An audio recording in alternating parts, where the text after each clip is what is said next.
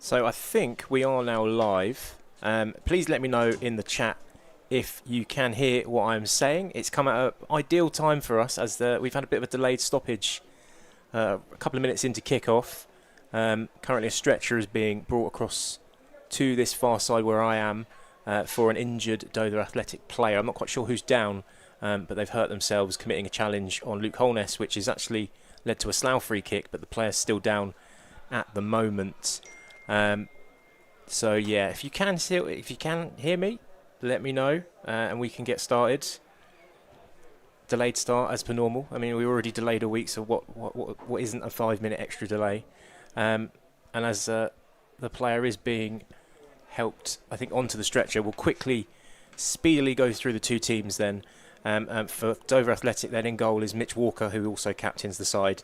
Jalen Jones, Nazir Bakrin, Luke Baptiste, Dekeri Sharif, Sonny Fish, Trent Rendell, Jack Bates, Fouad Cisse, Roman Charles Cook and Daquan Wilson. And then the starting 11 for Slough this afternoon is Josh McNamara, Arthur Gregory, Joe Morrison, Jared Myers, Kyle Brooks, Johnny Goddard captains the side, Luke Holness, Keenan Kwanzaa, Brian Nelson, Jaden Drakes-Thomas and Chris Regis.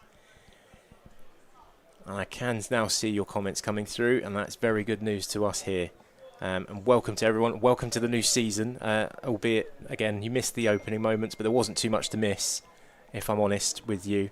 The player now is just slowly still being lifted across the pitch, and the Slough team is now preparing to take a free kick on the left-hand side of the penalty box. And hopefully it will lead to an early chance for a very early goal. A substitution in the 9th minute. Coming off, number 17, Trent Randall. And coming on, number 8, George Wilkinson. Keep that round of applause going for our injured Trent Randall. And I'm sure, as you probably heard there, from the very loud and clear tannoy system at Dover Athletic, Trent Rendell has been replaced by George Wilkinson.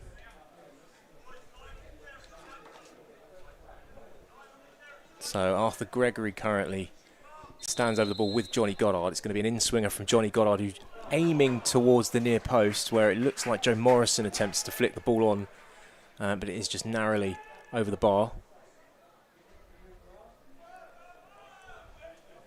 And first opportunity then to have a look and see who's in the mix. I see. Oh, I almost fell for it there. Mix the chat. It's not. It's YouTube. We're here on the club's official YouTube account. And as Ed Kuma there says, no idea you would change from Mix. It has happened. We have moved across to YouTube. I was supposed to put an official post out to sort of explain the change, which we will do at a later date. We have tried testing out a few things during pre-season using YouTube, but for the foreseeable future it will be us at Rebels Radio on YouTube, as Dover trying to throw the ball into the box is very quickly cut out there, and eventually it's out for a Slough goal kick. And Josh McNamara in his lovely pink shirts and kits that they definitely all love in the Goalkeepers Union takes a short goal kick out to his right side to Joe Morrison, back to McNamara. And then he decides to go along straight down the centre of the pitch. Jaden Drakes-Thomas can't quite get his head on it, but the second ball falls to Gregory. Now it's Brooks. Kwanzaa now brings the ball down this left-hand side, looking long, tries to play it into the path of Holness. It's cut out, drops into the centre with Jack Bates, who's now going to look for a ball out to the right-hand side where Dekeri Sharif is bursting through into the box. It's just going to hold up the ball there as Kwanzaa does a decent enough job to hold up play, but it has led to a corner kick being conceded.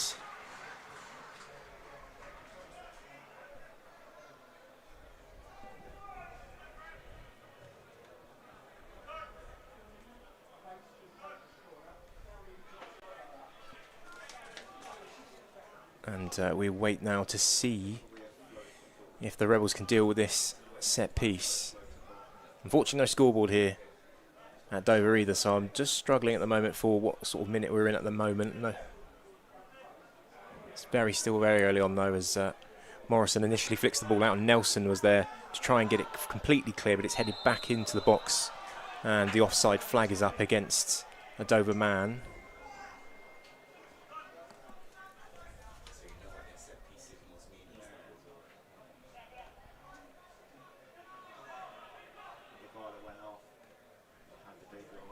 And quickly then, just to go through the team lineup for Slough, there's been a bit of a shift in terms of positioning for a few players. I'm sure if some people have been listening to some of our YouTube commentary for the previous two games against Oxford City and Wildstone, Brian Nelson is filling in at right back this afternoon. Tarek Gadari is missing from the squad. Also, I did notice a few questions about Ruben Shakpoke. He's also missing today. I believe that might be due to a knock he sustained a few weeks ago. But again, we'll definitely look to ask a few questions as to what's happening with some of those missing players. As Dover making a move down the left-hand side.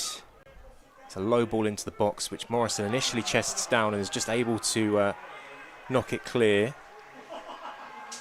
Dover fans sensing maybe a little bit of nervousness in the Slough back line.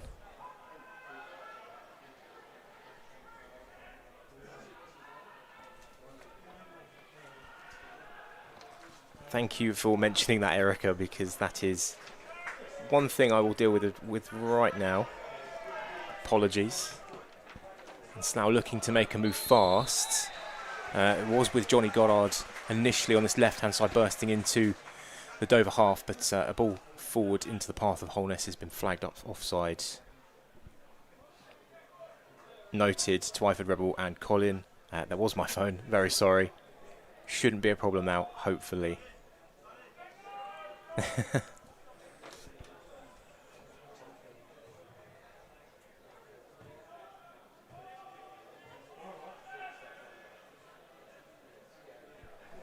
So free kick halfway inside the Dover half is launched forward, and hopefully McNara is just going to claim that out of the air, which he does. He's going to roll it now to his left-hand side where Arthur Gregory was anticipating that he would do so. Pass into Holness, who's dropped a bit deeper just to receive possession of the ball. It's now with Brooks back inside Slough's own half. Kwanzaa. Pass into the middle is a bit dangerous, and it's just given Dover the opportunity, but it's very swiftly cut out by Gregory. It's now with Brian Nelson on the right-hand side. He's going to look to play it into the feet of Chris Regis, but it's cut out just in the centre. Dover now coming back down the left-hand side with Luke Baptiste. It's initially dealt with by Slough, and Dover retain possession though.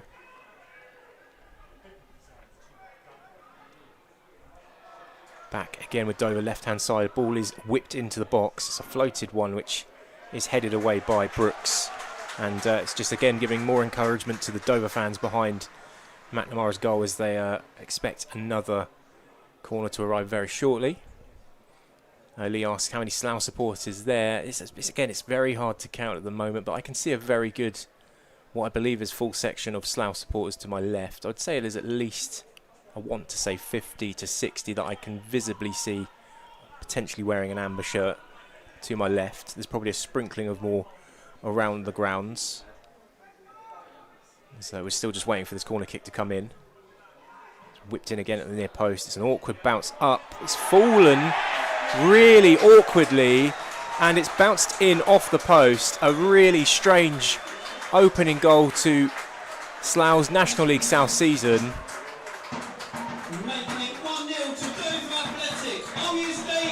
And how's your luck, I guess, because that was an absolutely wicked deflection, which McNamara could not have predicted was going to ping in off the post.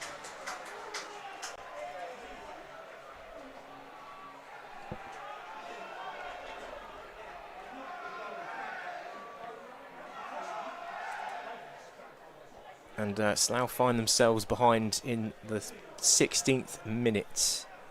Just not sure who the goal scorer was given to, but again, it was an absolutely wicked deflection.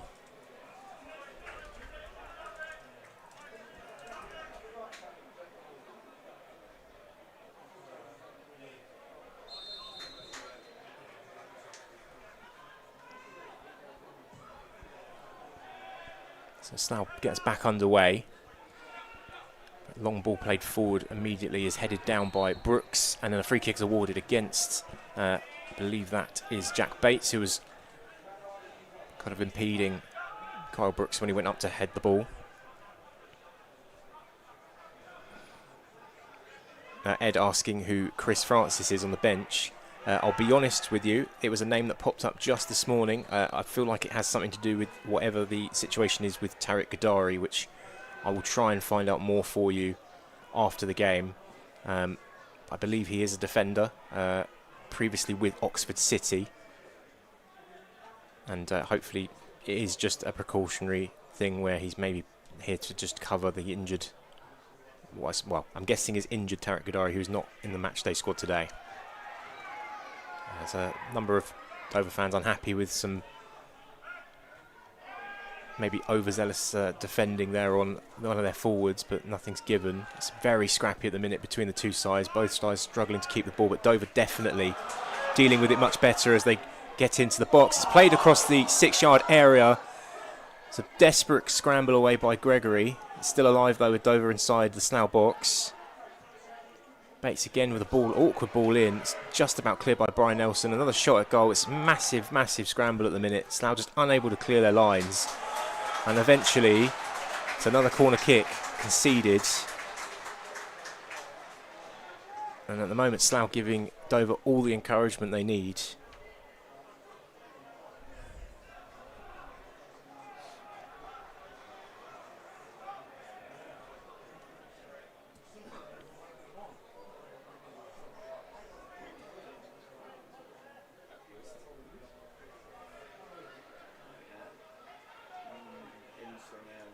Some signals going up, of course, as they normally do for these corner kicks. We don't know what they mean, but they definitely do. Lofted towards the back area of the box. I think that came back off the post again. It's cleared off the line again, and then it's buried into the back of the net. Not a single Slough player near it to help protect Josh McNamara. And within a couple of minutes, Dover have doubled their lead.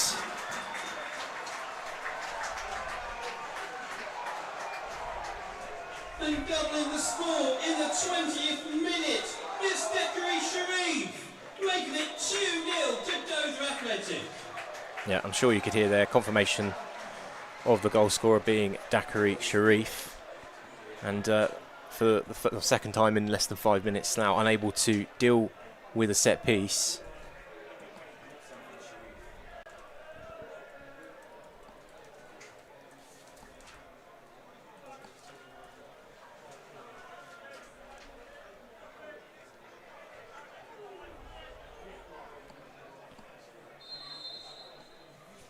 And, well, not the ideal start that Slough were looking for after having to wait an extra week to kick off their season. And immediately highlighted weakness potentially in the Slough defensive line, where 2 set pieces have caused masses of confusion and 2 probable really poor goals, I would imagine. Josh McNamara is probably thinking currently in the Slough goal. And there's a second ball on the pitch there, and there's been a bit of confusion as plays continued. It tricked me for a brief second because I was waiting for someone to come and retrieve this ball, but play does continue with Slough. It's Nelson now trying to play the ball up the right-hand side, given straight into the middle again to a Dover player. And now Chris Regis is having to fight off Dover midfield man, and he does manage to earn Slough a free kick just right inside the Rebels half. Trace Thomas just lays it off back to Joe Morrison.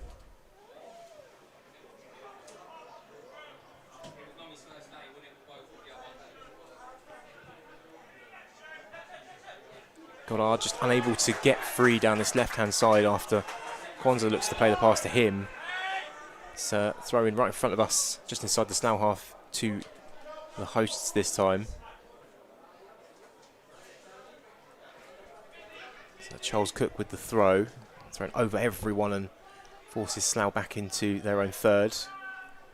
Cleared forward by Kwanzaa. Trace Thomas just can't quite get hold of it as he's got a couple of players on his shoulder, and now Luke Holness will try and break past Nazir Bakrin, but it looked like it struck his arm as Holness tried to go around him there, but referee either didn't see the ball touch his arm or isn't wanting to give the free kick for the handball.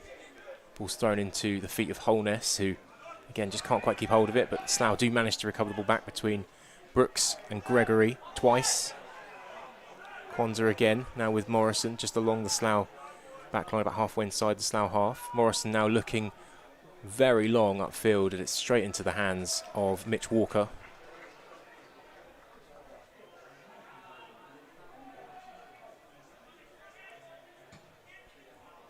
It's a bit of a poor kick out as well from Mitch Walker there, but Dover make it work, and they've managed to threaten again the Slough defensive line, headed away by Kwanzaa. It's back with Charles Cook again now just in front of me as he's forced back into the Dover half by Carl Brooks.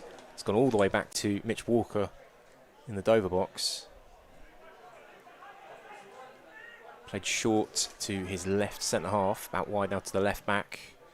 Long ball down the left hand side for a chase again, and McNamara has to come bursting out of his goal mouth to claim,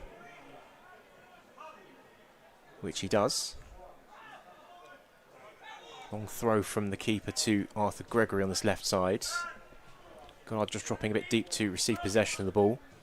Turns and looks to switch it back to Gregory, who doesn't quite see the ball, and it does just knock off his head and down into the path of Drakes Thomas, who can't quite win it initially but does in the end. It's now just slowly getting their bearings again in the midfield. It's now out to the right hand side where Jared Myers is looking to beat his man. And it's his first chance to try and get across into the box, which deflects out for a corner kick to the Rebels this time.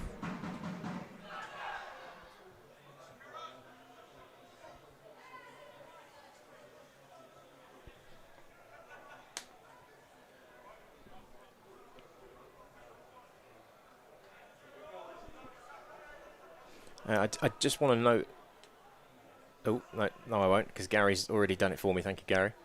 Corner is in. It's awkward and it's pushed wide by Walker, but Slough will retain possession as Nelson plays it straight again into the path of Jack Bates. He's just having a little bit of an awkward time, the youngster at the moment. Playing out of position, of course, at right back for now. But again, that's another loose pass from him as Dover get the ball back again.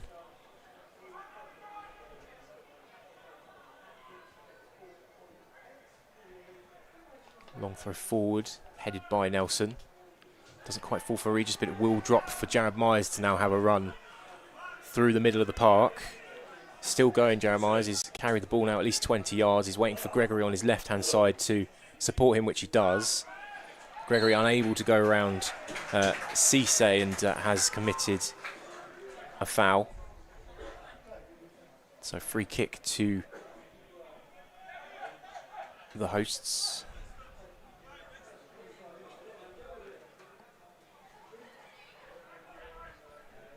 But yeah, just a quick recap then on the sort of first. I think we're approaching the 25-minute mark at least now.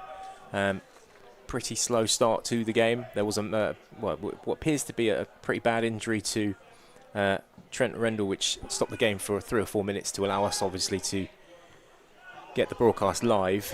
And then wasn't much football played before Dover seemed to spark into life, picking up a few set pieces. With the first one, again, put into the middle, and it took a really awkward deflection. I'm still not quite sure who it was off of, but it caught Josh McNamara out, and it spun against the right post and managed to just squirm its way through into the goal. And then shortly after that, another bit of a mad scramble in the middle of the box led to Dover's second within 4 minutes of the first.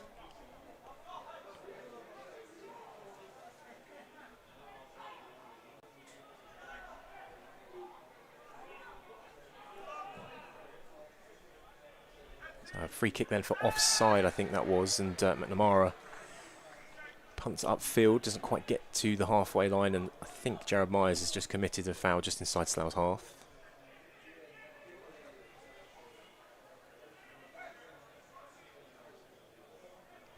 Yeah, it's probably about, I'd say, 5 yards inside, and considering what's happened so far, you would imagine they're going to try and put this as deep into Josh McNamara's penalty area as they possibly can. See if they can gain any more advantage over some unease that there's definitely been inside the opening half an hour. There's definitely a shirt pull there on Joe Morrison, which has gone completely oblivious to the referee. Slough still unable to clear their lines. A shot's blocked, and then eventually Luke Holness is able to smash it clear enough to get Slough out of any immediate danger.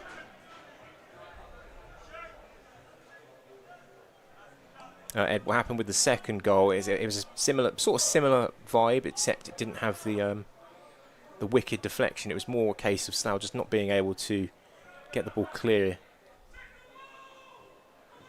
Again, Slough just struggling at the moment to get the ball back. It's Dover on the attack, and the poor pass leads to Nelson being able to clear forwards. Mitch Walker there, almost slow to a pass out wide, but was quick enough to stop Holness from being able to intercept. Jared Myers now just thrown to the ground for a cheap free kick.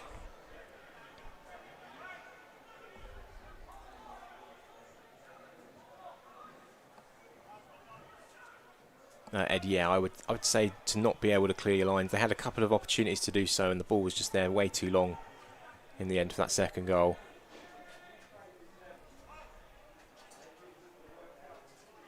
So free kick eventually taken by Morrison.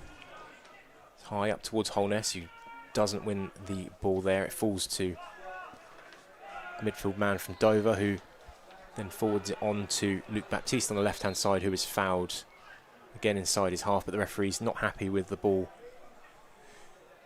being kicked there quickly from the restart, as I think it was a moving ball. So it goes back into the host's half.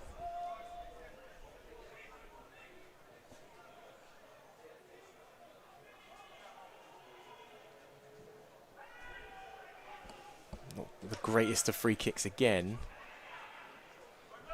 Into the sort of mixture of all the players in the centre, and again, both sets of players just unable to get a sense of keeping the ball at the moment, as Carl Brooks is hounded down there by Dakari Sharif, the second goal scorer. It's back with McNamara, who's forced to go long. It's headed down by Charles Cook. Arthur Gregory cuts across Sharif and puts it out for Dover throw. It's left for Bates. He's going to drop it down for Charles Cook, who's been the regular taker of throw-ins down this right-hand side so far.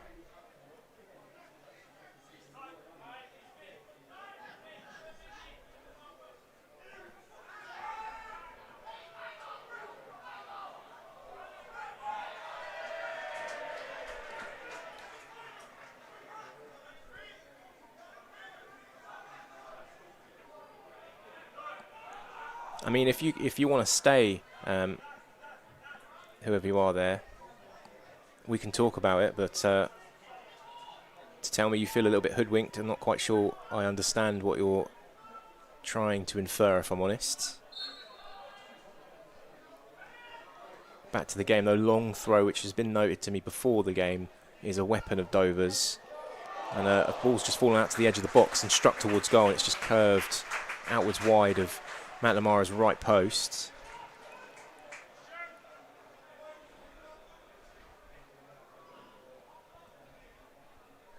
I'm sure I can add it to a list of lots of things that can be discussed at half-time. It's been a fairly quiet summer, hasn't it? Of course. So again, just trying to just get a bit of control in the centre at the moment, just unable to do so. As again, after a heavy challenge, which actually has left Sonny Fish on the ground, Dover continue playing on the right-hand side of the Slough box. It's a great cut inside by Sharif, who strikes low towards the near post. It's palmed away by McNamara, and Slough still not quite being able to get the ball clear. It's with Regis now on the edge of the box. Pushes it out to the right-hand side to Myers, who looks to flick it away from his marker, and he does really well to spin away from him. And Myers is driving towards the Dover box. Tries to cut it into the centre. It's fallen to the feet of Chris Regis, who shoots across goal, and it's just wide.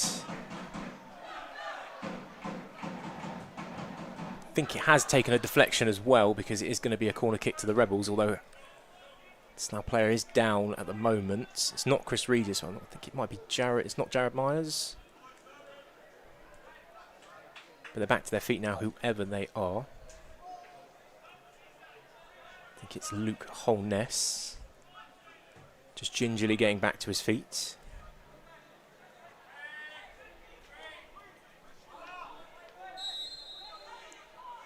So it looks like Gregory's coming towards Johnny Goddard, the corner taker. It looked like he was going to maybe attempt a short corner. It's not. It's Goddard towards the back stick, and it's headed away. A bit of a tussle between Kyle Brooks and one of the midfield men for Dover, and free kick's gone the Dover way. And again, Dover happily taking their time over these free kicks now, with obviously their 2-goal lead.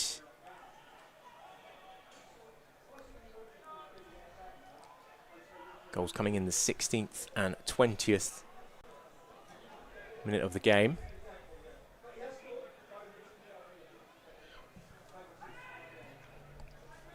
Long kick forward from Walker, headed away by Kwanzaa. Fallen for Regis, who's going to play a first-time long ball down the right-hand side for Luke Holness to chase, which he does do successfully. Back to Myers. Myers doesn't have any options and he's forced to go back. Looks to play it into the centre, and it's given away again. Dover looked to respond quickly, but it's initially cut out by Arthur Gregory, completed by Myers, just recovering after his loose pass led to the ball being given away. Myers now on the ball, being given an awful lot of space to drive, and he's tried to play a ball, curling ball out to the right-hand side to his right side partner, Brian Nelson, which he has actually done really well to receive. Back into the centre to Regis. Now Gregory, who's drifted infield. So now I say about 15-20 yards inside the Dover half. Nelson on the right-hand side feeds it through to Myers. Right out by the byline now. Now Brooks. It's a good little spell of passing play from Slough. Just showing a bit of control in the game. It's played into Myers, who crosses in towards Holness. I think he did get a touch of the head, flicked it on, but it wasn't quite towards goal. And now Dover now will look to drive down the right-hand side as Sheriff skips past Arthur Gregory. He's got a man to his right if he wants him, but instead Gregory has brought Sheriff down and has received the first yellow card of the game. There's a bit of it's not the worst challenge in the world, but he's clearly shown no attempt to get the ball there and stopped a player from driving goalwards.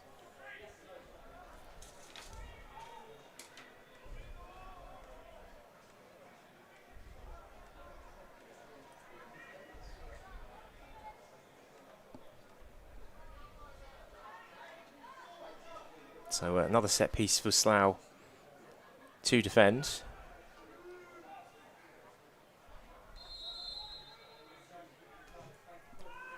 Whipped in. Offside flag is up.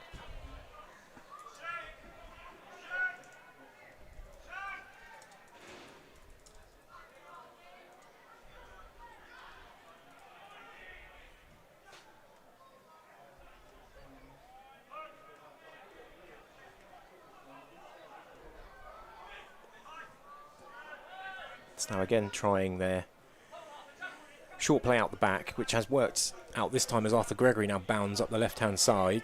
He has got Goddard to his left, which he's going to utilise. Goddard will play a first-time ball into the centre. It's actually a really good ball. It's going to drop for Jared Myers. Tries to play it back across goal, and it just gives Dover enough time to recover. Do wonder if instead he would have been better off just actually having a go at goal himself. It's now with Drakes Thomas. Pushes it back out to the right side to Myers. Lays it off to Nelson about 10 yards back from him. First time cross is blocked away. But Slough, I'd say in the last 5 minutes now, are just beginning to find their feet and gain a bit of control in the game for the first time. Gregory again now pushing it out to the left to Goddard. Attempts an overlapping run, but it's met with a second Dover player. Goddard forced into the centre to Drakes Thomas. Now Brooks plays it across to Drakes Thomas, who just made a movement off the ball to try and get the ball back. It's now with Myers, who tries and attempts a very deep cross, which spins past everyone and out for a throw on this left side.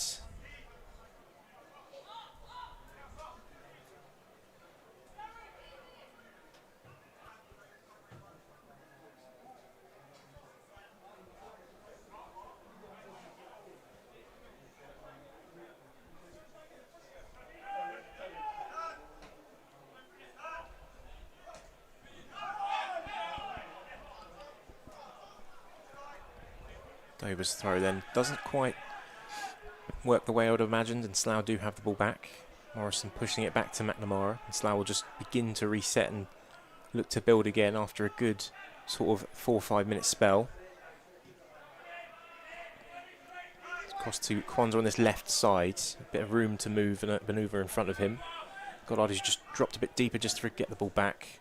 Plays it centrally to Brooks, who turns really well away from Jack Bates. It's a great little through ball through into the path of Johnny Goddard, but he's been dealt with, it has to be said, by Jalen Jones as he just shepherds the ball out of play for a Dover goal kick.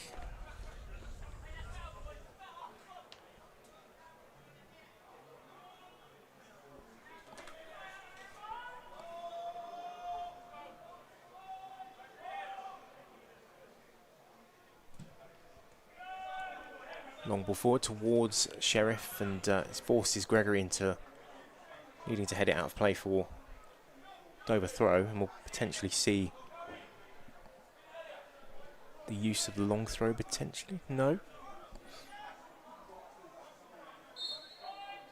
Referee's wanting to speed the game up. Short throw. Dover not quite able to keep the ball as Morrison heads away from the box after a ball just lofted a ball into the air. Stuck at the minute though, just in this sort of 5 to 10 yard area outside the Slough box. Slough just again just not able to win it back at the moment, and Jaden Drakes-Thomas does, and he's clearly being tugged there, and that has to be a yellow card, and it is for Jack Bates, very much stopping Jaden Drakes-Thomas from escaping him.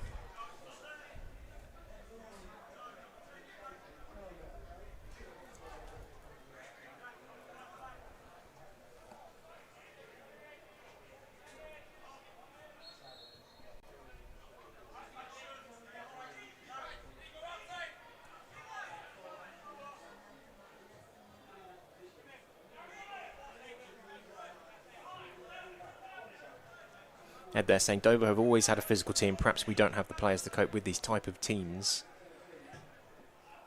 It's definitely been a physical element actually about both sides, not just Dover so far. But are they on top at the moment in those sort of physical battles? Mostly yes.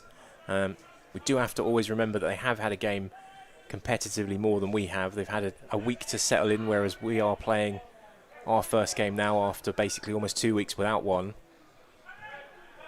And again, the element of more new players in the side, trying to mix them together and find a way to beat teams as a ball comes in from the right-hand side for Dover. I think it was to Dakari Sheriff again. It was actually a really good ball, which is just knocked wide of McNamara's right posts.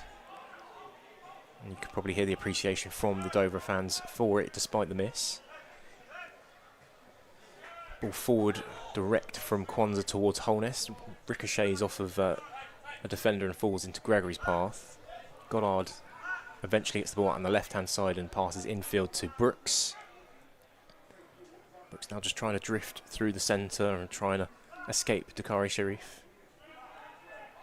Now Myers again looking to see what he can create. Doing a lot more at the moment. Jared Myers more in the central area more than out wide where he was initially. Another long, awkward ball forward, and McNamara has to race forward out of his box to deal with it. Arthur Gregory just battling away in the centre of the pitch. There's appeals on the far side from Dover that there was a foul. Nothing given as Slough now progress forward into the Dover half. It's Jared Myers, plays forward to Brooks. Myers back to Nelson. Myers out on the far right-hand side, right up against the byline at the minute, just trying to worm his way through. It does wriggle through somehow to Drakes-Thomas. It's a really good pass through, and an excellent last-ditch challenge. There were some appeals for a Slough penalty I could just faintly hear behind me, but it looked to me like it was a very good challenge, just to stop, I believe it was Holness, from pulling the trigger and firing towards goal. And another corner kick it will be on the far side.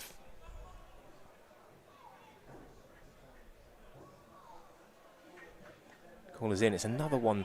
All very similar corners at the minute from Slough. All looking to aim at the back post. And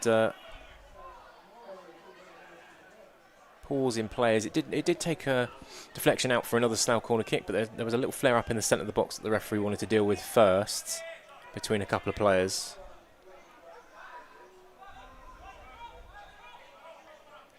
And now we move back to the other side for another corner kick from Johnny Goddard, in swinging this one. And again, it's towards the back area of the box, and the referee watching ever so closely and is immediately blowing for a free kick to the hosts. Clearly seen some contact that shouldn't be legal, I guess. It looked like the goalkeeper was surrounded, it has to be said. And it definitely was a thing in the previous corner too.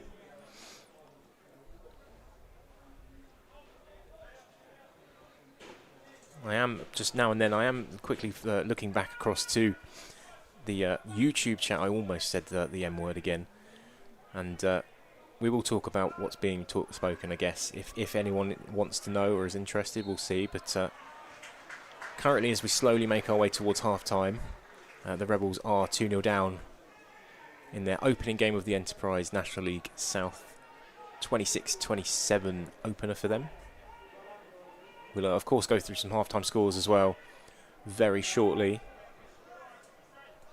See if there is also some more shocks, as we saw last weekend. Lots of high-scoring victories for teams that probably weren't predicted to do too well. So a free kick then for Dover, deep into the centre. It's punched clear by McNamara. And Slough going to try and look to see if they can get a counter going here. They're not moving it quick enough at the moment, and it is stopped and cut out, and it actually might lead to a Dover counter-attack. But for a really good little flick of the foot from Keenan Kwanzaa, who's just denied the man stood behind him from potentially making it 3-0. Sonny Fish that was stood behind him.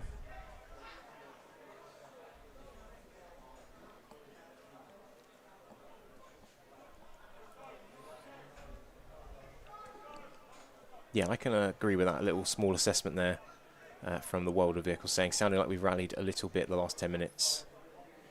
It's just sort of fallen apart, I'd say, in the last couple of moments. As, like I said, we're approaching half-time now shortly. We might be in added time. See the board being prepared on the far side. It's another really awkward corner to the back area, which again, it feels like Dover have had this sort of pre-prepared tactic. And again, it's almost headed back across goal. McNamara wasn't sure on what was going to happen there. And as you could probably hear there, 6 minutes of added time due to the injury that was causing a delay in the opening sort of 5-10 minutes.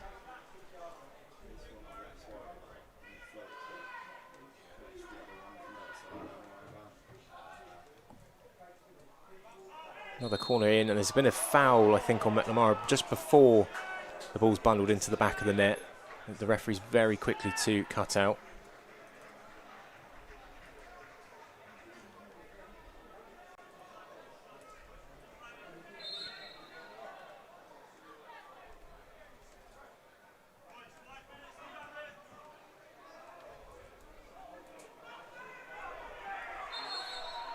And the referee is not happy, I think, with how much time is being taken over the Slough goal kick.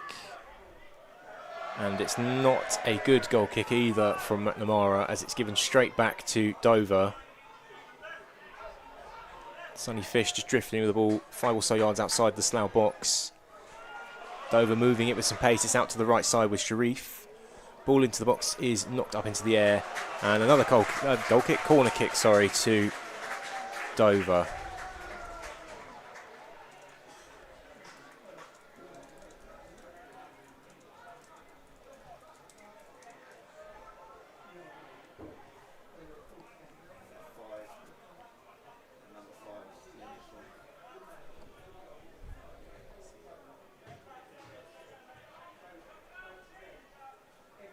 Very big bundle of players inside the 6-yard box as it's fired in. It's again another awkward one. Slough just clearing lines initially. It's going to come back their way though on the left hand side. A really good switch of play there. Still on that far left side. Ball cuts across and it is bundled into the back of the net for a third for Dover. And I think it was Dakari Sharif again on the end of a low ball across the face of goal. And yeah, just confirmed there for you as Dakari Sharif is the goal scorer for the third.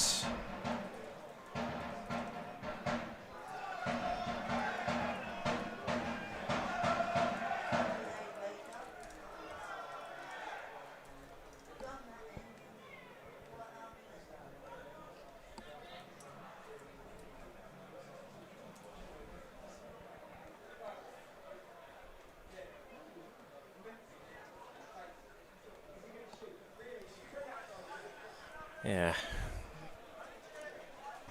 Awful lot of work to be done if Slough are going to come away with any sort of positive result this afternoon. Still, I would say about 3 or so minutes of added time left to play. Can they do something just in that spell of time now to give themselves something to fight for in the second half?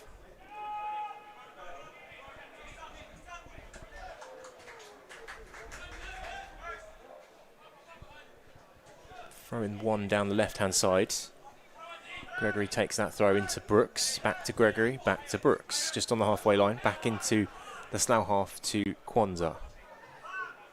Kwanzaa just taking a moment or two just to assess his options. Finds Gregory, who's just made his way back into the Slough half. Gregory there laying it back off to Kwanzaa. Kwanzaa will look down this left flank where Holness is making a move into that left channel, but he is offside. Ed, they're saying it sounds like every corner we are struggling to cope with, and that is indeed correct. We are struggling at the moment. Every single corner that's being put into that sort of middle of the penalty area box. Area box? There we go. That's a phrase. Yeah, there's a lot of struggle at the minute, and they can sense it.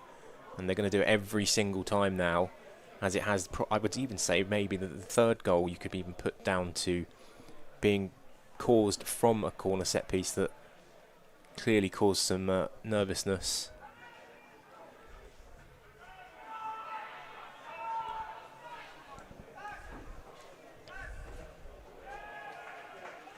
Jaden Drake-Thomas there almost catches the defender on his toes, but isn't able to keep the ball in play.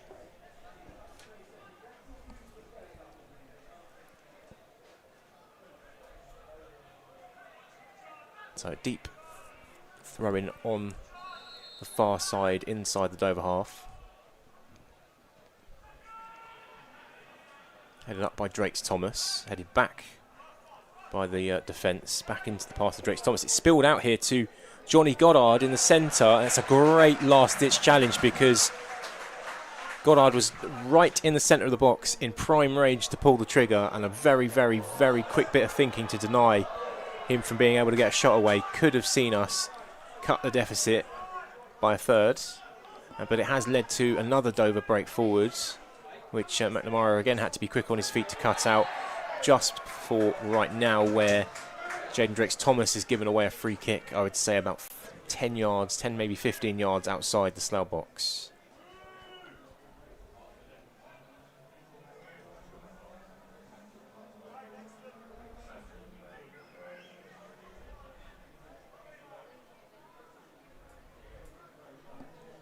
So the man on the yellow card at the minute, Jack Bates, is stood over the ball to take this free kick. I think everyone in the ground probably knows what he's going to do. Doesn't do what we thought he was going to do. He doesn't try and loft it over the wall, and instead tries to shoot at goal. It was very tame in the end, and the referee blows for half-time. Just bear with me just a couple of minutes to sort a few little bits out, and we will talk about the first 45 minutes of the season and a few other things I guess we need to discuss, as mentioned in the YouTube chat. If you're wanting to follow along for this season, of course, please like and subscribe here on YouTube for future radio broadcasts. Very impressive. £90.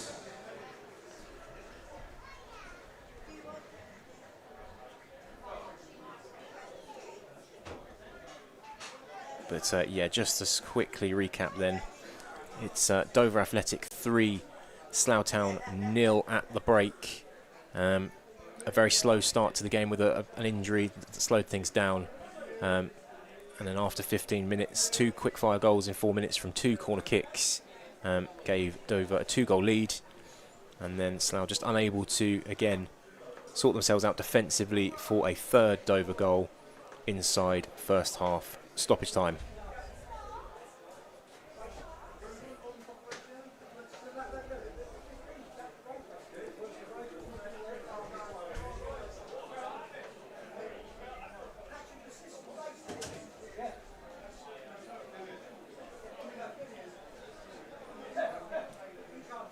Just very quickly then to have a look at what's happening around the National League South for the first time this season then. Scorelines all at half-time, of course, with the delay we had here. AFC Totton 0, Billericay Town 0, 10-man Braintree Town lead Chesham United 2-1, Chelmsford City 0, Truro City 0, Farnborough 0, Hemel Hempstead 2, Horsham 0, Salisbury 0, Maidenhead 0, Dorking 0, Tonbridge Angels 0, Torquay United 1, Walton and Hersham 0, Maidstone United 2, Western and Supermare 1, Hampton and Richmond 0.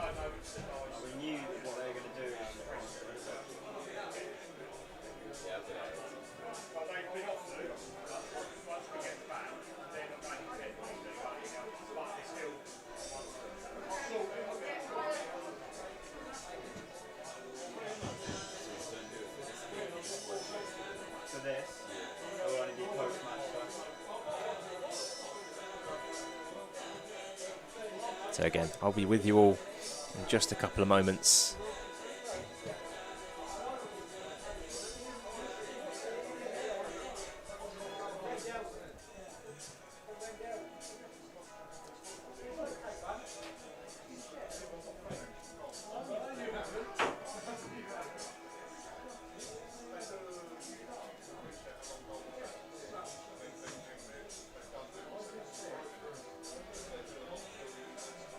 Okay, let's have a look at then some of your comments in the chat.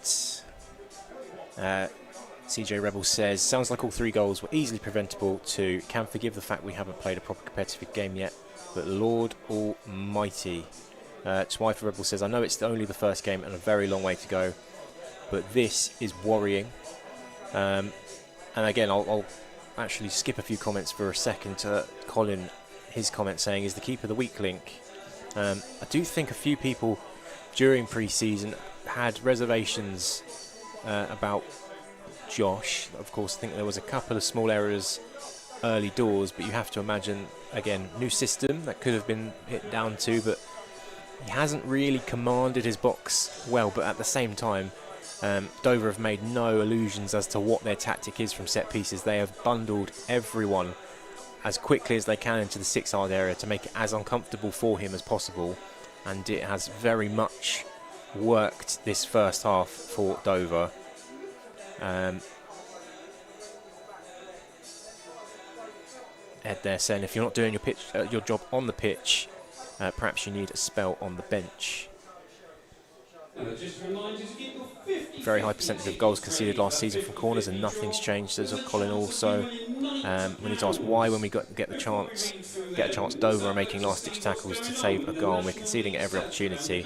There's 2 moments so far where Slough could have had the split-second opportunity to cut this lead of Dover's is down, but there has been 2 excellent last-ditch tackles that have denied them so far. Tonbridge Angels 0, Torquay United 1, Maidenhead United 0. As they go through the half-time scores here. I probably shouldn't have even have said them. You probably can hear everything being said over me at the moment. And of course we know the score at the moment here. It's Dover Athletic 3, Slough Town 0. Chelmsford City 0. But yeah, this is the time then. You've got 10 or so minutes. if you're still listening, or if you've already gone for either. Well, I was going to say a cup of tea, but some people would have probably preferred probably a bit more of a stiffer drink at the moment. Any questions? What do we want to talk about then? Because I did see some comments regarding something that we launched during the summer. Me saying we means me specifically. I want to always stress to people listening on Rebels Radio, which it is still Rebels Radio.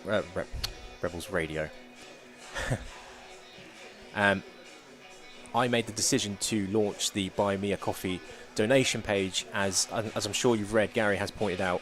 We do obviously there are a few costs to us being able to do this regularly and reliably as we can, in the purchasing of things like data cards, which we are required and need to broadcast.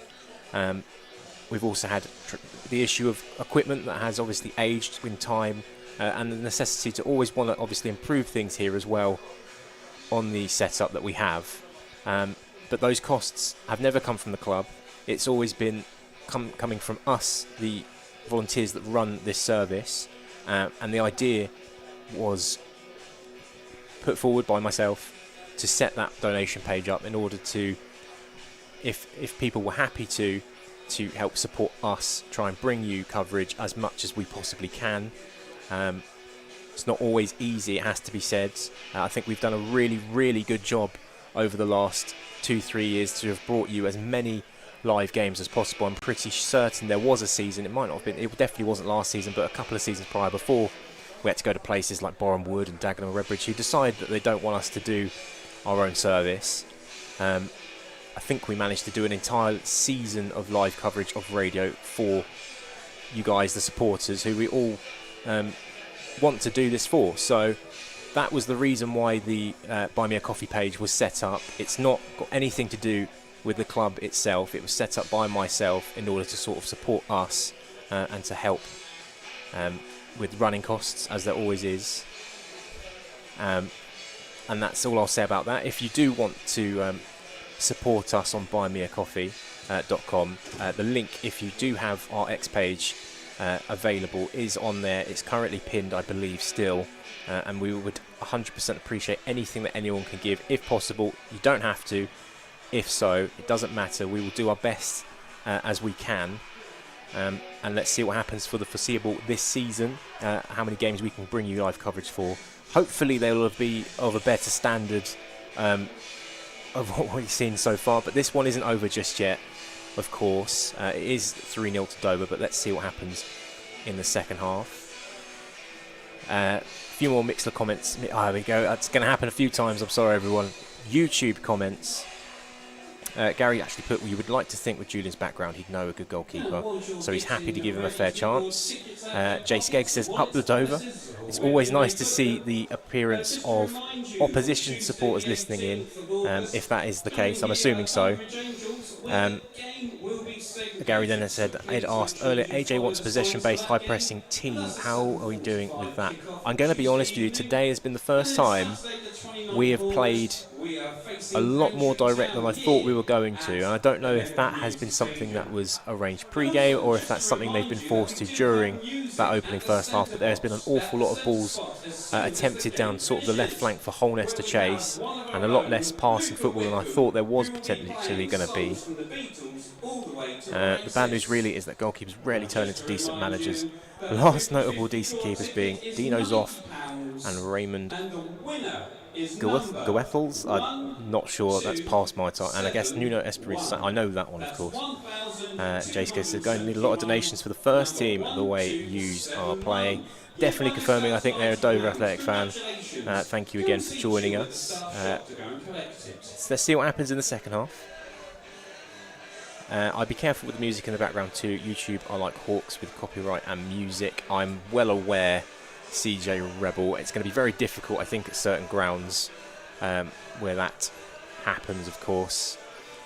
I think as long as I keep talking, I think we're okay. I'm going to obviously take a break shortly, if I can. Well, I say break shortly, I just mean I'll say a little bit less. Ed saying, so nothing like possession based. It's weird. It's been at moments they've attempted to play out the back, but they've been stifled by a Dover side that have pushed so far forward in advance of where you would normally see teams push, and it's meant that they've sort of forced Slough some of the time to go long forward towards Holness. So if anything, it's them that are doing a very good job of stopping us from trying to play football at the moment. But at the same time, as has already been stated, the defending for all 3 goals I think has to be questioned. But clearly they've come with a pre-prepared sort of corner tactic, which has definitely worked so far. Max saying, what's the fitness like? From at the moment, I've not seen anything to suggest there's an issue with either sides, really. It's been played at a fairly decent pace. Obviously, time will tell during the second half whether that stays the same. CJ says, I don't know why I keep saying CJ. I know it's you, Connor. I'm sorry, but it's just me reading all the names that are here in the chat. See, this is why I'm always against playing out from the back. It almost never works in non-league. Yeah, it definitely it feels more of a brand of football you would see at high quality level footballers playing professionally. Again, you are sort of kind of right in the way you're saying that it's not really sort of a style that sort of suits non-league teams. I mean, we've not seen many non-league teams try this, I would imagine. Just watching now as some of the Slough players reappear from the tunnel, I can't quite see any new faces that seem to be coming out off the bench. And Ed's saying, I've said to be possession based you have to have the quality players to pull it off, and I completely agree with that. I think you do, and I think that's been the big question. The big question, I should say, how we'd start today.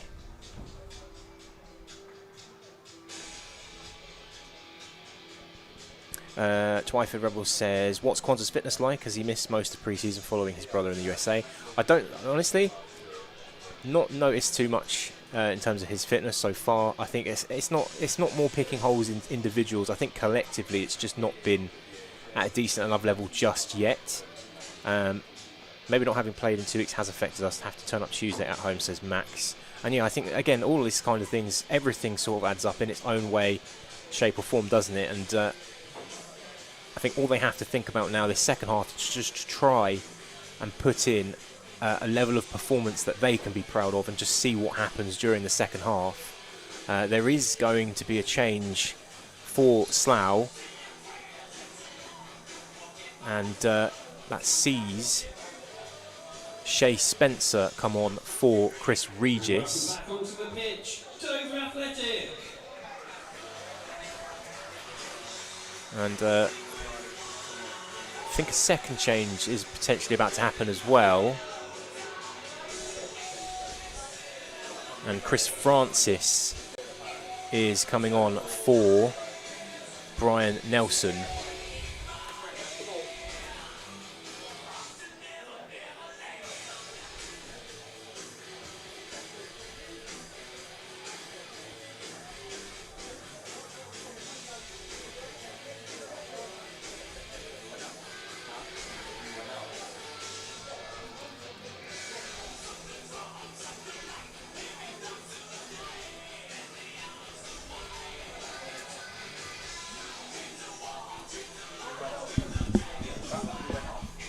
Brian Nelson and Reese.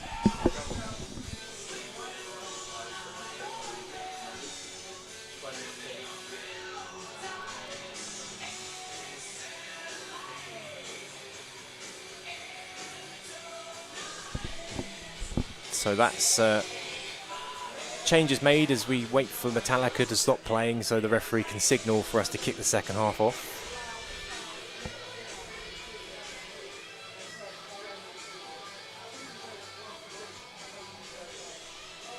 Still waiting for the Metallica to stop. The referee's just patiently waiting. Max there saying, win the second half, take some positives, agree with that. Lee there saying, and to play good football, you need a good pitch. If I remember, Dover's pitch is awful. I'll be honest, it's the best it's ever looked the amount of times I've been here. I can't think of an excuse really for the players in terms of pitch today, as Jared Myers looks to make his mark immediately inside the first minute of the second half. Has an effort deflected away for, I think it's out for a Slough throw. Eric is saying, never seen a decent performance at Dover. Something that doesn't suit us, makes us unsettled and careless. And I completely agree. I believe we have failed to win here in our last 6 visits. And we are goalless in the last 3.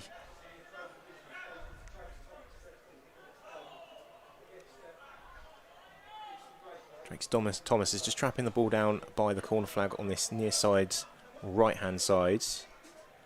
Throw in from Gregory is taken quickly into Goddard's feet inside the box. He's being really heavily handled, and it does fall to Gregory. Can't find a Slough shirt inside the box, and it does find Shea Spencer, who makes his debut for us. To be fair, that is the same as a lot of the players currently today making their competitive debuts. It's a good move from Myers to try and again find Goddard in the centre, but it has dealt with by Dover. It's going to fall to Sonny Fish. He does really well there to just weave in and out of a couple of Slough challenges and get the ball back in the favour of Dover. So Luke Baptiste now down this left-hand side with support to his left in Sonny Fish. Fish looking to drive centrally. It's cut off by Spencer. Now Bates has the option of Cisse and Baptiste around him, but opts to just sort of go on his own instead. So nice height of a ball that's been put into the Slough box, headed down by, I believe that was Kwanzaa there, and it falls into the hands of McNamara again.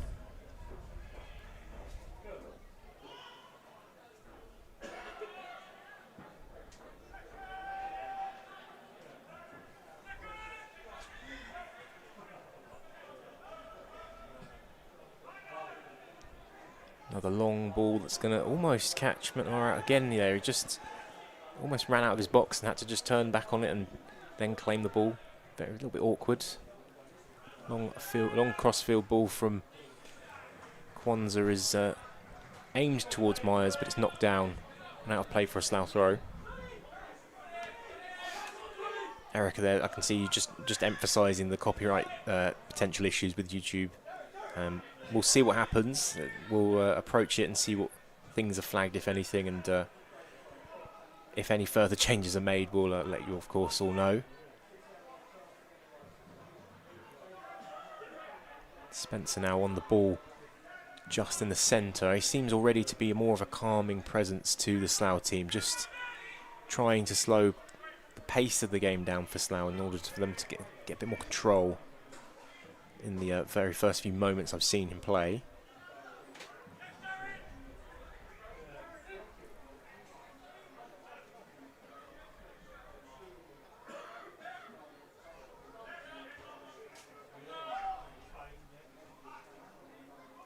Luke Holness and Johnny Goddard now looking to combine with a combination, which again, not quite able to create, but certainly a bit more positive from Slough. Played short out from the back again from McNamara into Kwanzaa, into Spencer, into the middle. Back with McNamara now. Across to his left side to Kwanzaa.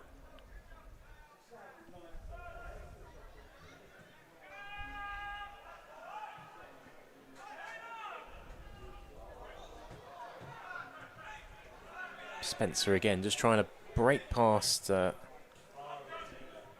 George Wilkinson. He's just unable to, but it's with Myers currently, just spins away from Cisse and then tries to attack him again, which he does. Lot of effort there just for a throw-in, but Slough do just keep the ball moving forward. Myers into Spencer again. Back to his right side with Jaden Drakes-Thomas.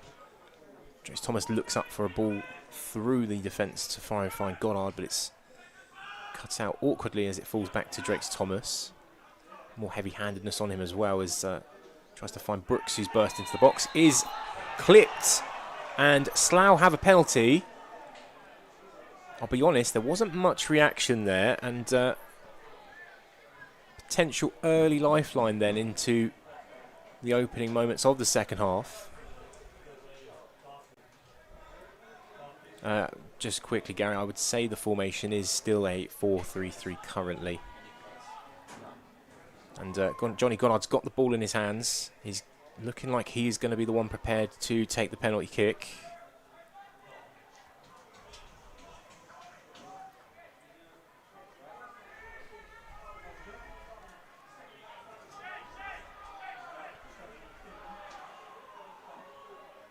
And if Flash scores is anything to go by, we're roughly 6 minutes into the second half. Referee just having a long chat with the keeper, Mitch Walker. Is going to be Johnny Goddard to take the penalty.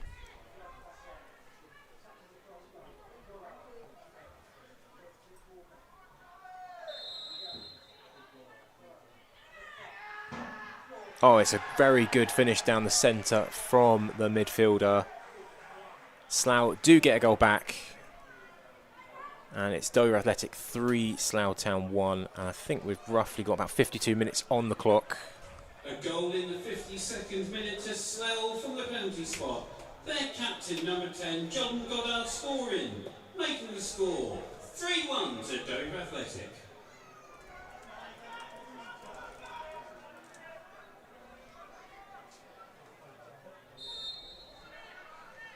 And we're back underway again.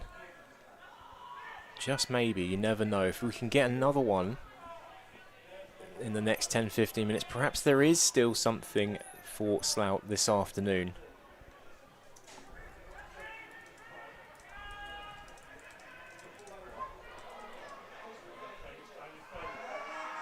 And there's another claim for something there from the Slough supporters behind the Dover goal. It looked like Holness was just trying to spin his defender, and there was a little bit of holding from the Dover man, but again, nothing given, but it is going to be a Slough corner kick.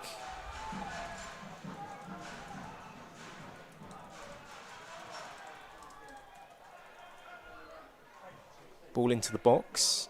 Does find, I think that was Joe Morrison there, but it's got a little bit too much height and over the bar.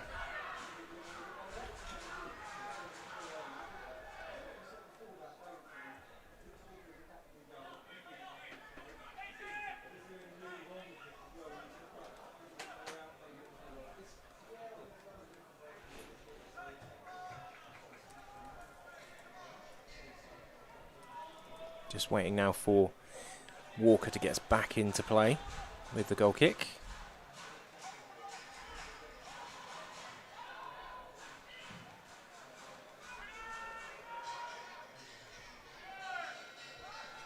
Can hear a lot of tapping and rattling behind the goal. I think I know who that might be.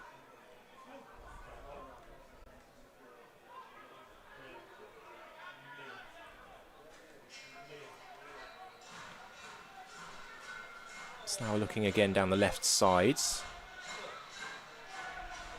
And I can finally hear a rumbling of the Slough support behind Mitch Walker's goal now, as well as Holness combines, earns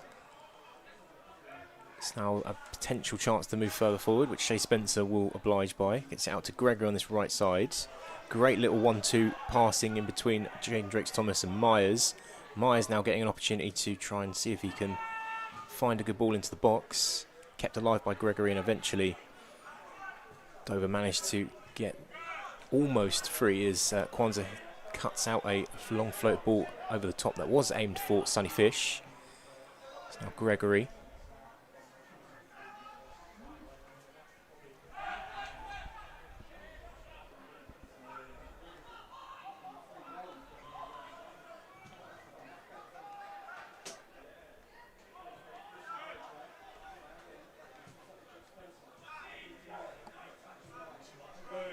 Good move down again this right-hand side. Jaden Drakes-Thomas will cut it back across into the centre.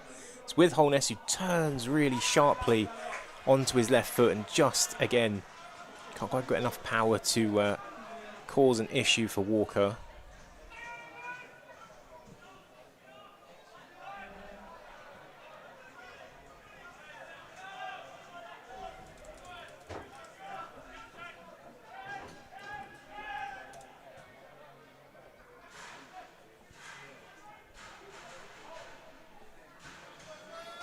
Now Kwanzaa skipping confidently forward with the ball.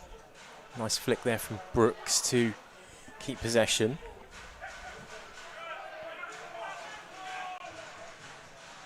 It's now continuing again, moving forward with pace. It's Myers now. He cuts inside really well. Myers back across, and it's 3-2. Slough back in the game.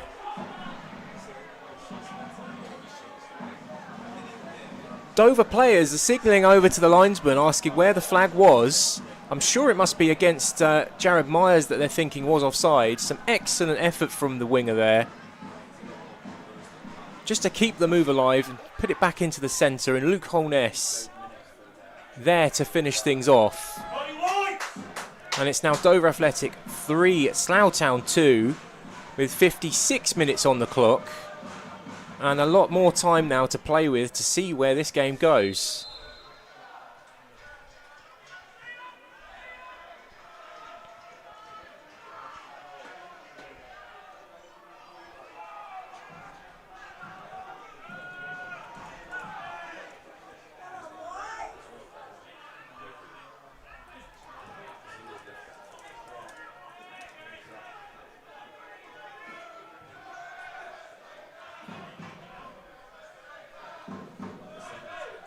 It is Slough actually, they are coming forward again. Doesn't quite lead to anything though with Goddard there, just misplacing a pass. But the amount of rapid change there has been, and I guess in effort levels, is seeing Slough now just being really persistent in their attacks.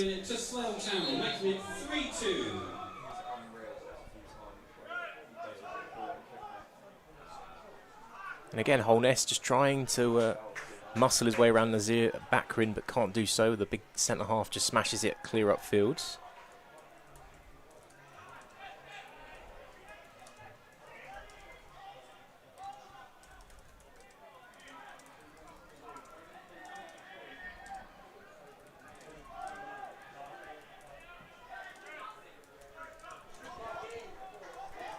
Gregory there just trying to keep Slough from just giving away the ball inside their own half at the moment. Brooks now.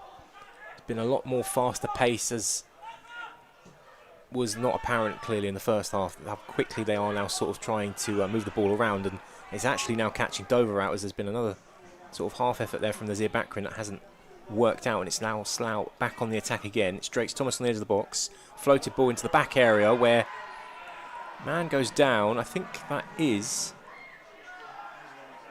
Chris Francis there. It's now they are just now keeping moves more alive than they have done ever, as Joe Morrison has to awkwardly deal with being rushed by Sonny Fish. Does so really well, and he's actually got the ball down on the floor and able to pick out his defensive partner in Keenan Kwanzaa. Really well done there by Morrison. Gregory, who's actually now on this right-hand side. Arthur Gregory, seems like he's playing right back, and Chris Francis is actually out on the left-hand side.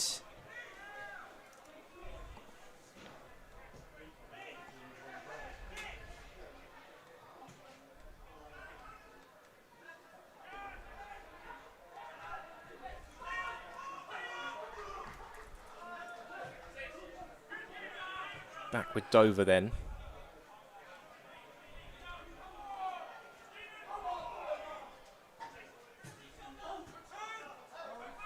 They're looking to try and close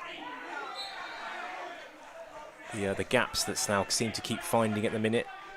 Just slowing the play down themselves. Burnt themselves a throw in just in front of our position.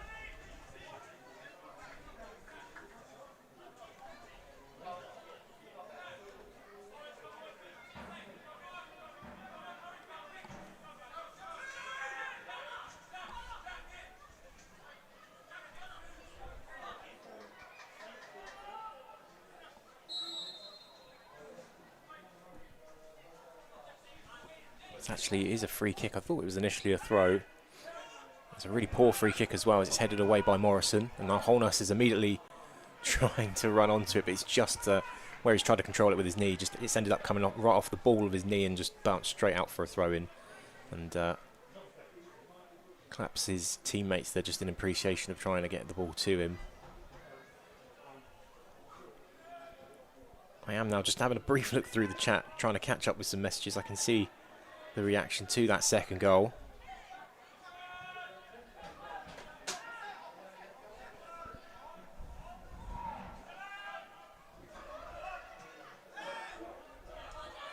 So now again, just trying to get back in command of the half. Just moving the ball around in their own third at the moment. It's being brought forward now by Carl Brooks. Just shimmies away from George Wilkinson. Plays the ball through towards Luke Holness. Initially doesn't get there. Luke Holness pokes it past the keeper. And Slough are level.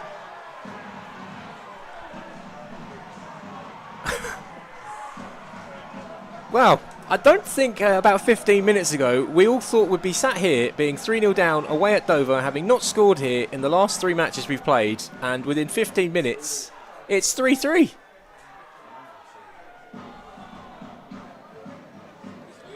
Unbelievable turnaround. I don't know what to say. I really don't know what to say. Nothing ever seems to be simple with this football team, and I absolutely love it. And Luke Holness gets his second goal in the 62nd minute, confirmed there, you probably heard.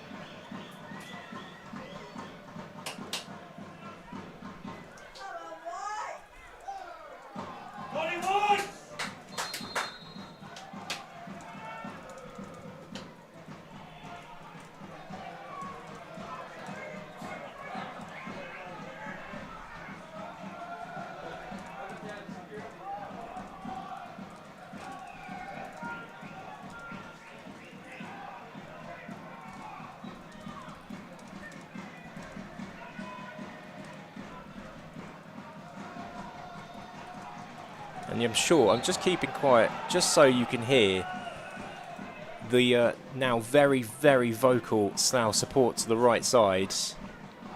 And I can see that word being used there by Max. He's saying Merthyr. I think we all know by now what happened there, and it seems we're potentially going to see something very similar maybe, as there's even more frustration from Dover as Jaden Drex-Thomas takes a clip to the ankle, which the Dover players are not quite appreciative of, as the referee awards another free kick to Slough.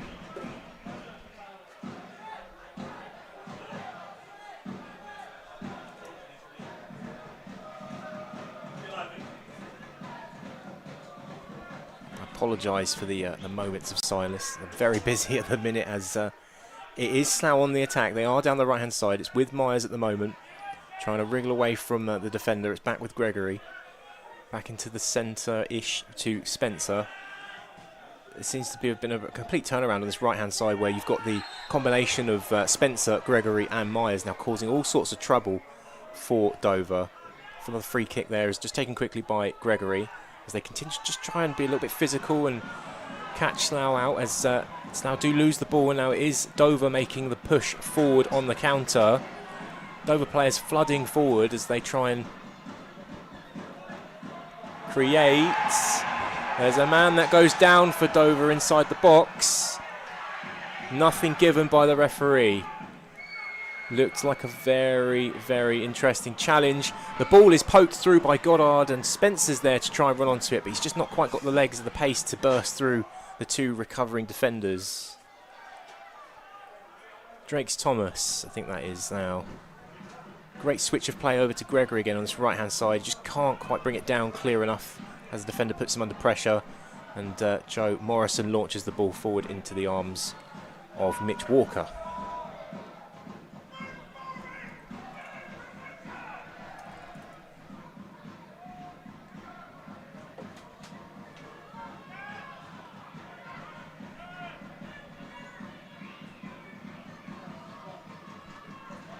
Over again on the attack. Slough just having a few lapses here, potentially in concentration, as well as my own voice. Well won there by, I think that was Johnny Goddard, getting back and winning the ball back for the Slough. Coming back down the right-hand side now with Gregory. It just looks fairly more comfortable at the minute down this right-hand side. Not sure why that is, as we've all been told so far that he is the name in that left back area. Sorry.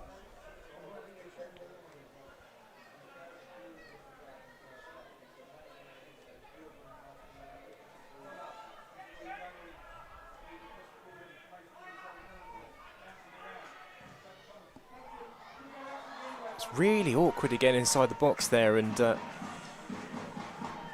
it's weird as we haven't seen a goal down this left-hand side yet, and every time a team that seems to be attacking this right side, everything seems to become a bit awkward, and hopefully that is the continuing theme for the rest of the half.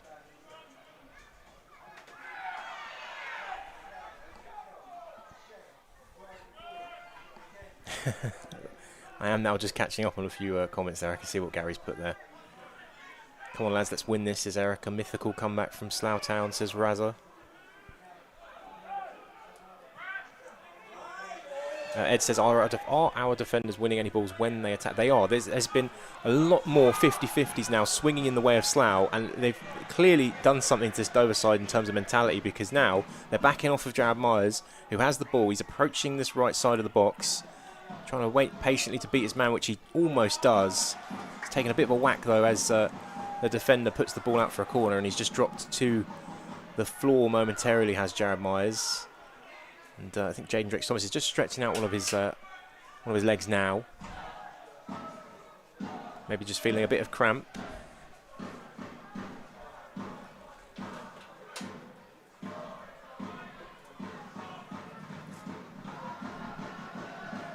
And again, I'm sure you can hear it. The Slough supporters behind the goal making all the noise at the minute.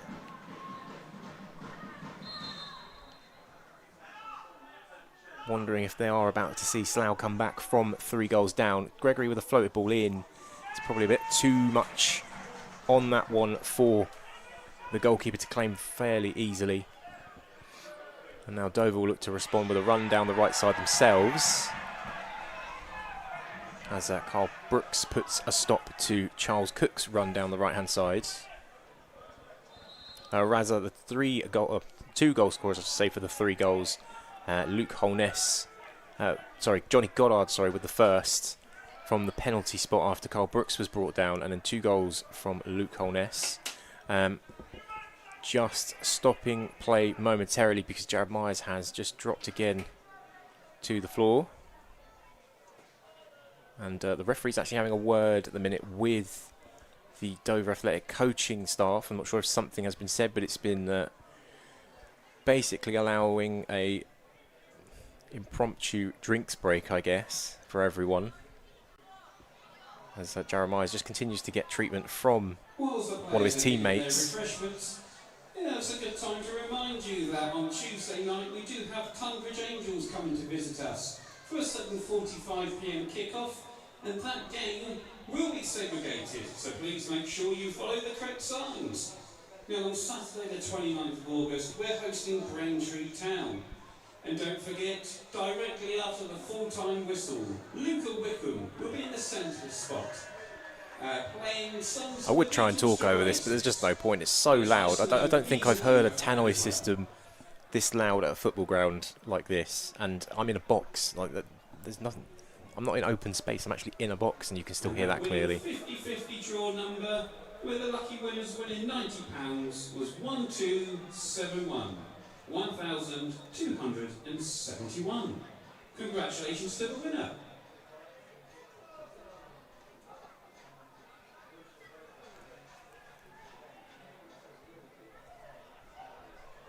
Still just waiting for continued treatment at the minute on Jared Myers.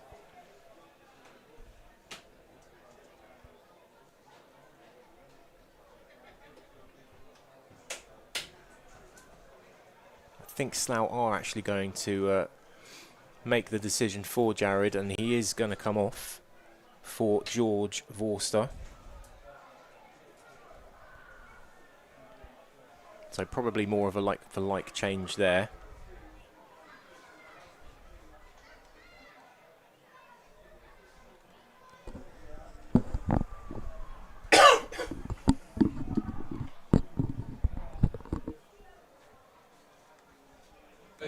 substitution there in the 70th minute for Slough Town.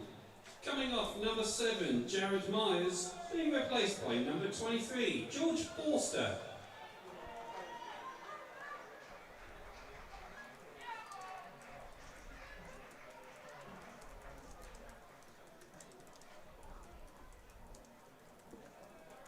Hopefully it is just a bit of cramp for Jared, even though it did only really start from And thanks to the power a heavy of social media, challenge. I've just been informed there's a double substitution at half-time.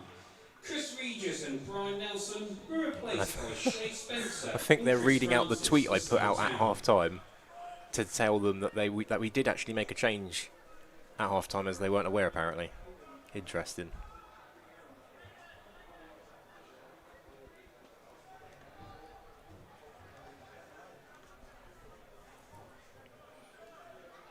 Hotspur Rebels says Gateshead 2, Woking 0. Scoreline from that game. And Colin says, I think you could hear him in Calais. Bring on George is a few players people are mentioning, and he is definitely coming on. There's a couple of substitutions as well now for the home side as well. I think the first is going to be Sonny Fish to come off.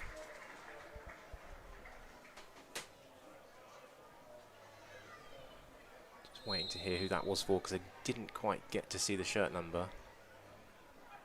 As play gets back underway with a throw-in for Dover. Bit of a scramble before it's lofted into the air for Slough to chase down. Long ball forward, which Morrison has to deal with. Hasn't quite fully dealt with, and eventually gets a second chance and smashes it upfield. It was not Drake's Thomas off. Coming off from number 15, Sonny Fish, being replaced by number 14, Rolando Ono. Yes, that was Rolando Ono replacing Sonny Fish, I'm sure you heard. We haven't got to Abdulatif Salami just yet, as Slough give the ball needlessly away. Jack Bates gets on the end of it, and a deflected strike across goal by Dakari Sharif is put out for a Dover corner kick again. It's the first opportunity that the home side have had to put pressure on the Slough goal again. Who's off and who's on, says Ed. The only substitution just recently made was Jared Myers off for George Forster. The only previous substitutions were just before the second half kicked off, with Chris Francis and Shay Spencer coming on for Brian Nelson and Chris Regis.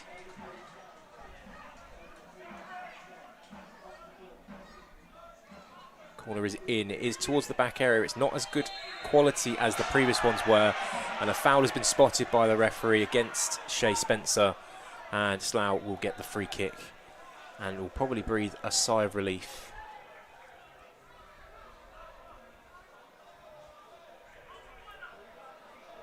So yeah, just to once again confirm, all substitutions made by Slough at half-time. Brian Nelson, Chris Regis were off, replaced by Chris Francis and Shay Spencer, which clearly has had an effect on this second half performance. And just recently, just now, Jared Myers was replaced by George Forster.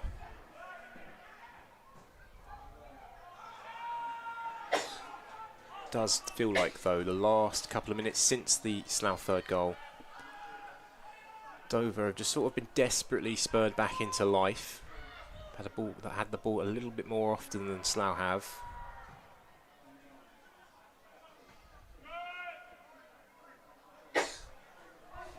Carl Brooks now in possession, just picking it up after a long ball forward from Walker. He's busily dancing away, trying to avoid his marker, who's just constantly chasing him, and eventually it's laid off to, I think that was Kwanzaa, to just go long. Dover get the ball back again, initially, before Brooks again intercepts, winning it back for Slough. Now Morrison across to Gregory, who again, I will again say, he is actually definitely at right back, Arthur Gregory. Looks very calm as well, actually, on his right foot. It's a great pass played into the feet of Goddard by Gregory. Laid off towards Forster, but he's just beaten to it by a Dover man. Morrison with a sort of karate slice there just to clear it initially away, and now Dover will look to push forward through Charles Cook. Ball into the centre to Bates. He goes down from a challenge by Drake's Thomas. I think that was. It wasn't, sorry, that was Chris Francis.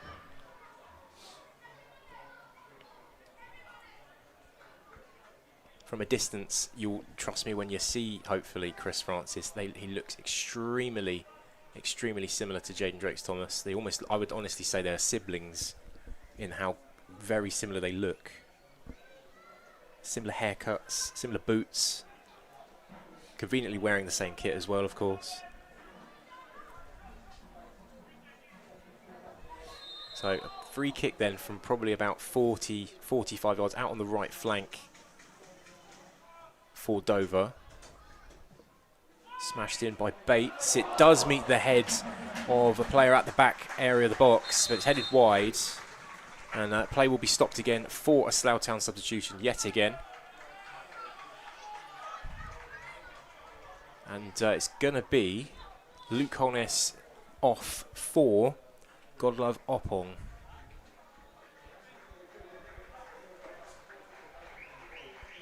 So just to confirm again there, Luke Holness off, Godlove Oppong is replacing him.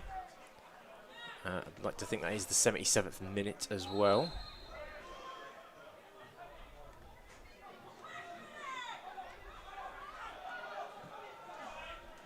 And a substitution coming there in the 75th minute. Coming on, number 19, Godlove Oppong. Coming off, number 11, Luke Holness for Slough Town.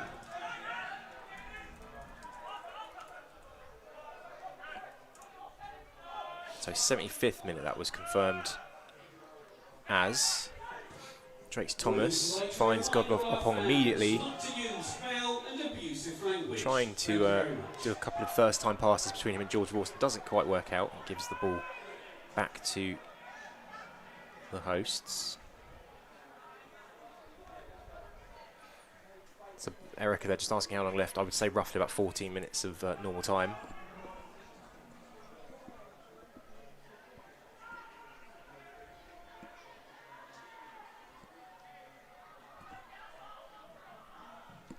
Walker with the long kick forwards. Met by the head of Baptiste, not Gregory. Now Bates drifting through the centre of the Slough half again.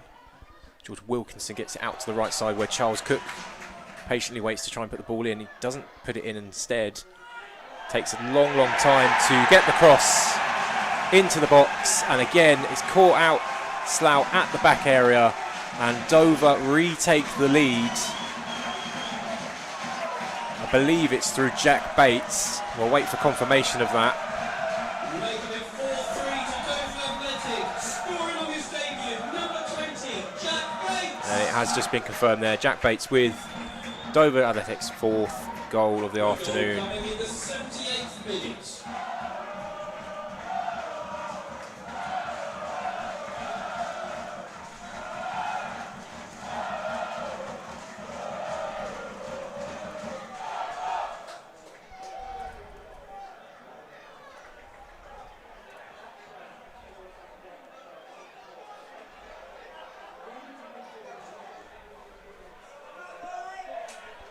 Yeah, at first you would have thought that perhaps Charles Cook had held on to the ball a little bit too long in order to get a very good ball into the box, but he hadn't, and it was an excellent one, which Slough had clearly just been sort of attracted to as it drove players across the box, leaving Jack Bates unmarked in the back area, and he was just able to nod it into a net that even McNamara wasn't prepared to defend.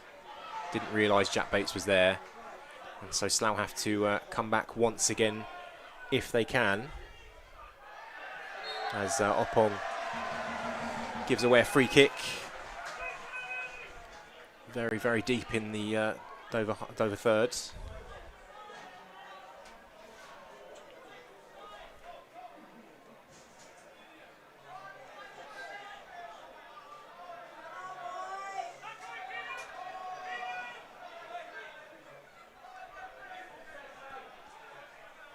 So again, what we'll see is the usual tactics, as we've seen many times. Very patient free kick being taken by Walker eventually, but it's out of play. Don't think it ever actually entered to play, if I'm honest, but the referee believes it did, and it'll be a Slough throw.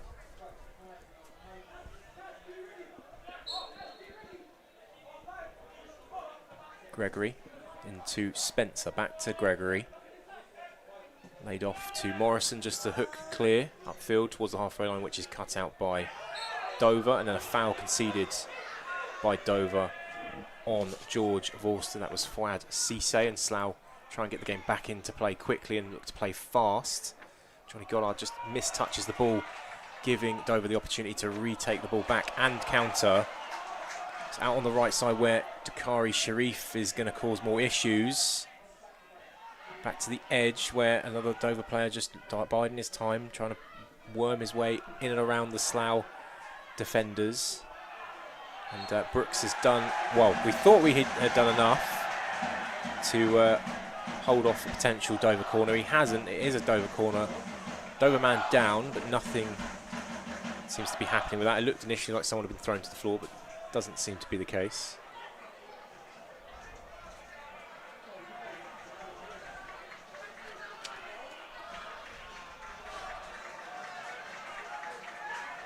We're just entering the 80th minute as I speak, so roughly about 10 minutes to go here at the Crabble, where it's Dover Athletic 4, Slough Town 3. Slough 3-0 down at half-time, able to get themselves back to 3-3 and have just conceded a fourth to give Dover back the lead. A far more confident Josh McNamara claims this corner kick with ease and looks to start a Slough counter immediately. Jakes Thomas immediately finds Vorster out on the left side. Vorster will now look to get round the defender on the left side, doesn't do so, loses the ball. There is some appeals for a free kick from Alan Julian on the far side, nothing given. Slough will continue though.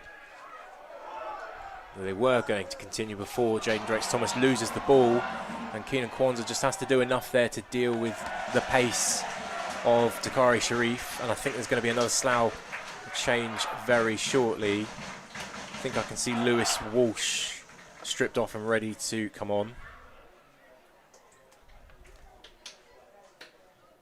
And I think the referee is going to allow time for that change to be made now.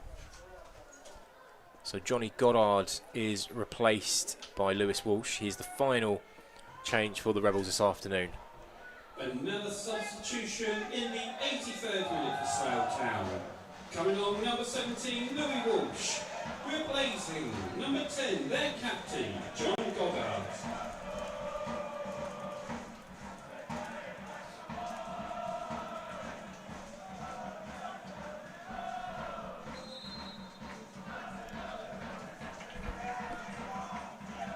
So we'll restart with the throw-in that Dover have about halfway inside the Slough half. Quickly dealt with by Kwanzaa, out for another Dover throw.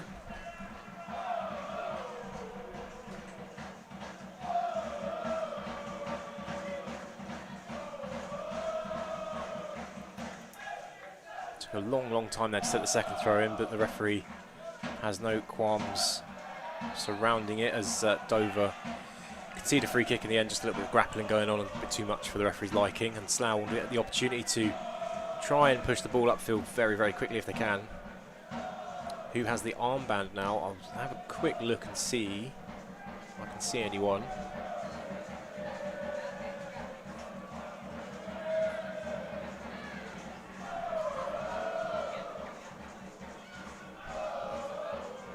Not quite seeing an armband out there at the moment, but we'll pause because Slough are attacking it again. It's Jaden Drakes-Thomas.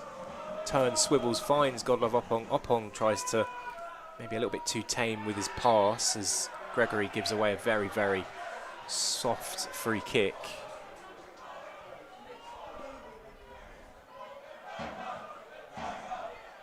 And I believe I can see an armband on Keenan Kwanzaa.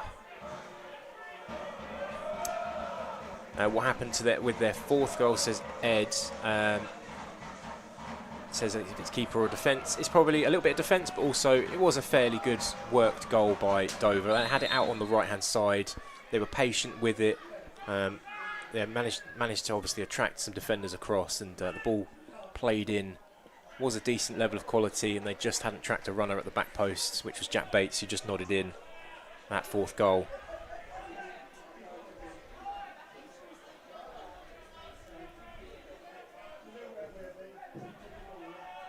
It's now short out the back again from McNamara to Kwanzaa. Spencer back to Kwanzaa on the edge of the Slough box. Kwanzaa now just being allowed the freedom to move 10-15 yards further forward.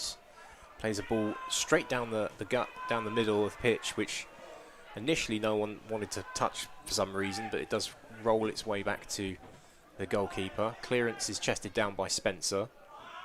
Drakes Thomas tries to shimmy around the man next to him, which he does successfully. He still has the ball and has 3 Dover players around him. Does really well to hold the ball there and exchanges passes between himself and Spencer, and that's back with Drakes Thomas again to Opong, who feels he's been clipped as he tries to move away from a defender, and the referee agrees. It's a very central free kick, and I would say it's roughly, I'd say about probably more 30 than 25 yards out.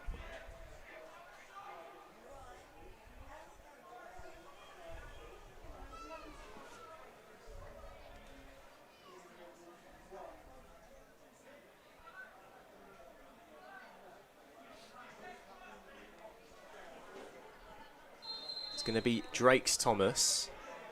Not quite sure if he's thinking to shoot this one. He doesn't. It's a very awkward free kick. I think he was caught in 2 minds whether to pass or shoot there. Played an awkward pass that looked like a really poor effort at goal, and it gave the ball straight back to Dover. A bit of a wasted opportunity there for Slough.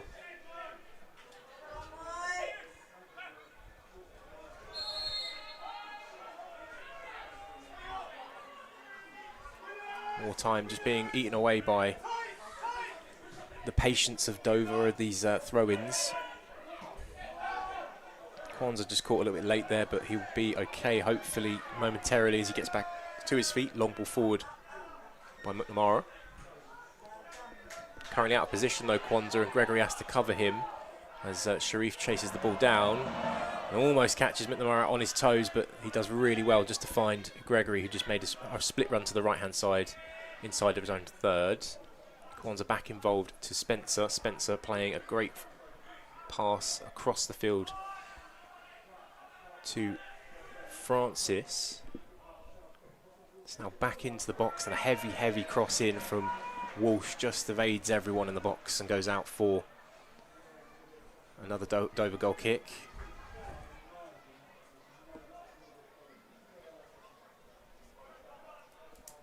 Still a little bit of time to go. I'd say there's just under 5 minutes of normal time left. That is an estimate, though, I will say. Depending on how the referee feels as well with the amount of substitutions, and obviously there's been 4 goals in this second half, whether there'll be a good chunk of stoppage time is up to him.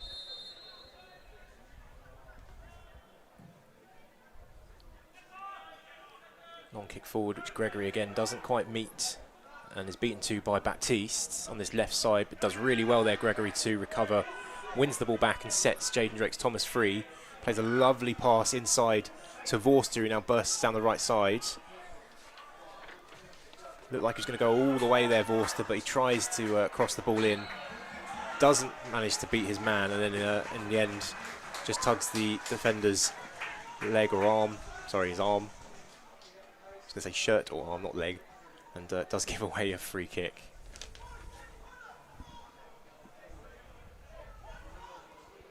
You can just see now, looking across to the other side, to the Slough dugout, can just see Alan Jr. there, just slightly pacing and pondering maybe some, perhaps some decisions made before today's game and ones that have been made during. Long ball downfield has been kept in play by Luke Baptiste, who's now holding it down by the corner flag. Gregory and Shea Spencer both trying to win the ball back. Does spill out and almost falls into Dakari Sharif's feet. And it does eventually go out for a Slough goal kick.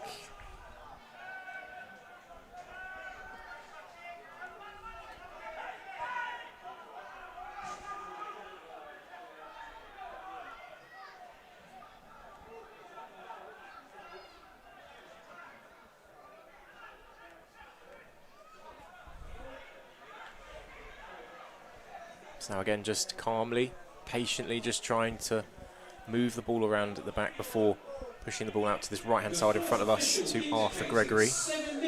And there we go, 7 minutes of injury time. A good chunk for Slough to work with, as Opong has just too much work to do there and had the ball nicked off his feet just on the edge of the box by one of 4 players that were surrounding him.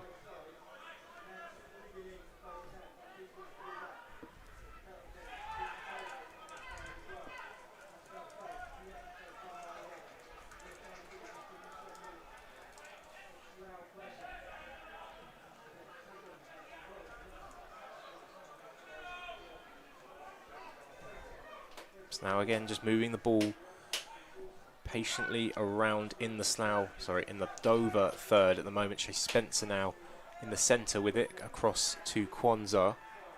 He's going to drive a little bit further forward than probably first anticipated. Gets it to Walsh inside the box, but it's back out to Kwanzaa. Now Brooks. Brooks to Spencer. Back to Brooks. Now Morrison, who's about 10 yards inside the Dover half. Pushed out wide to this right-hand side to George Vorster on his left foot. Trace Thomas there to support. Back across into the centre to Spencer. Into the middle to Walsh. Trace Thomas gets a touch of the ball. It's loose. Vorster. And then it was almost a clash between Walsh and Spencer, but Spencer does retain possession. Vorster now with the ball in. It's a poor ball into the box. Right to the edge of the box, and it's cleared away.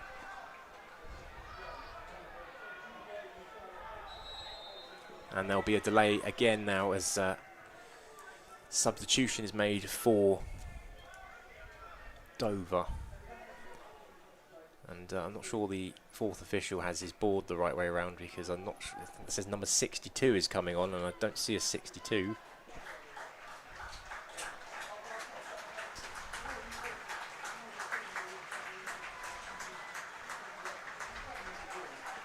Number 20 that is coming off, Jack Bates, the man it looks like has decided today's result with the 4th goal for the hosts.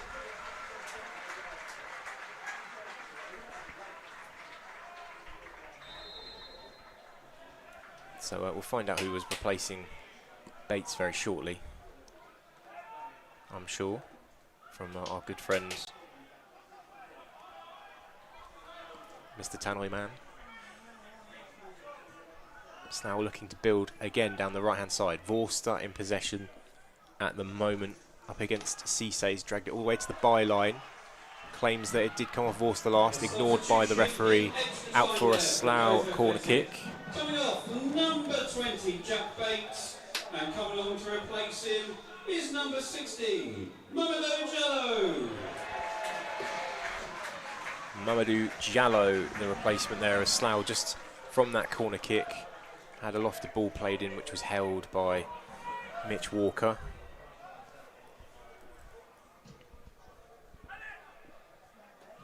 Long balls just caught out some of the Slough defence, including Arthur Gregory, who's headed it into the path of Rolando Ono, who comes on as a second half substitute to score the 5th goal for Dover. Slough again just defensively caught out. McNamara off his line. It's a really awkward long ball from Mitch Walker that's done the damage, and another poor goal really to concede. And scoring in the 4th business stoppage time, it's number 14, Rolando Onu, making the score 5-3 to Dover Athletic.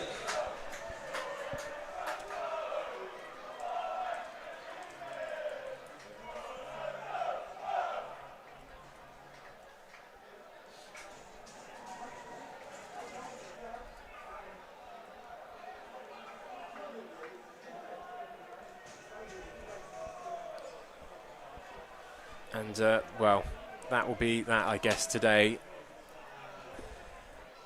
We had some excitement in the first 15 minutes of the second half, but the final 20 or so minutes has definitely brought reality back crashing down.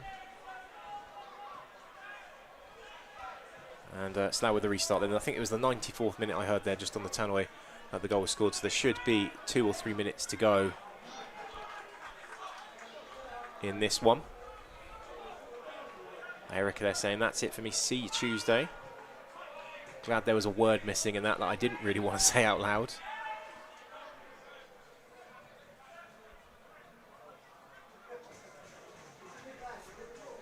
Now still trying to move the ball around, and a bit of an awkward clearance has actually ended up going back towards Dover's own goal and giving Slough a throw in.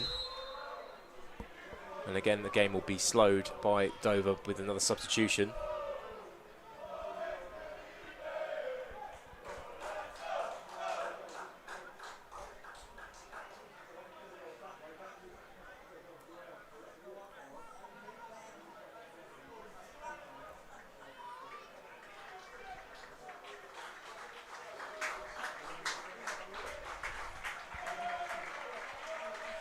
Still waiting for, it's actually going to be a double change to use up those last two substitutions available to Dover. Kari Sharif is one of them. And so is Luke Baptiste, the other, both getting a lot of appreciation from the Dover support around the ground, because Luke Baptiste is having to make his way around the pitch.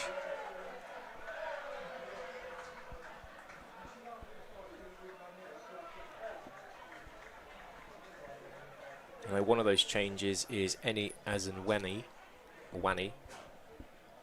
Not sure who the second is just yet. A double substitution coming late into stoppage time for Dover Athletic. Coming on, number 19, Mo Salami. There is the other change that we were looking for.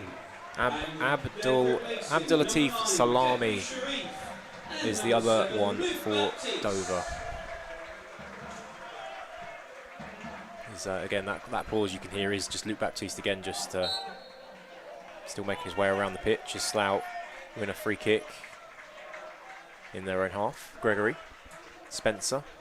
Gregory again just being forced quickly into a pass, which he does do successfully, finding Baptiste. Spencer there just almost caught on his toes again, and ends up leading to Chris Francis losing the ball. And there is Spencer just beating Eni Azenwani to the header to try and see if Slough can maybe get one more goal. Can clearly see Jaden Drakes-Thomas having his shirt pulled. I'm surprised the referee isn't pulling it back, unless he hasn't seen that at all. The whole way that Jaden Drakes-Thomas has just tried to dribble around the box. And a floated ball in is well wide, and I can't imagine there's too much longer left to play in this one. Yeah, Ed, no, Johnny Goddard did come off. I think it was about, I can tell you, it's roughly about 12 minutes ago, in the 83rd minute. Johnny Goddard replaced by Lewis Walsh.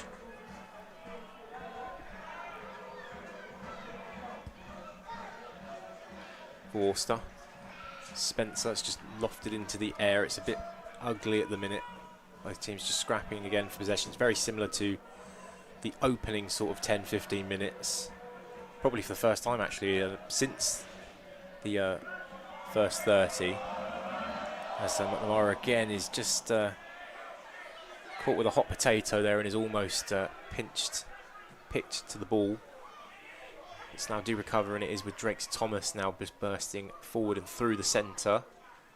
Godlove Oppong takes a nice touch to drag himself into the box, tries to lay it across the 6-yard area, can't find a man, and the referee blows for full time on Slough Town's opening fixture of the National League South season, and it's finished here at the Crabble.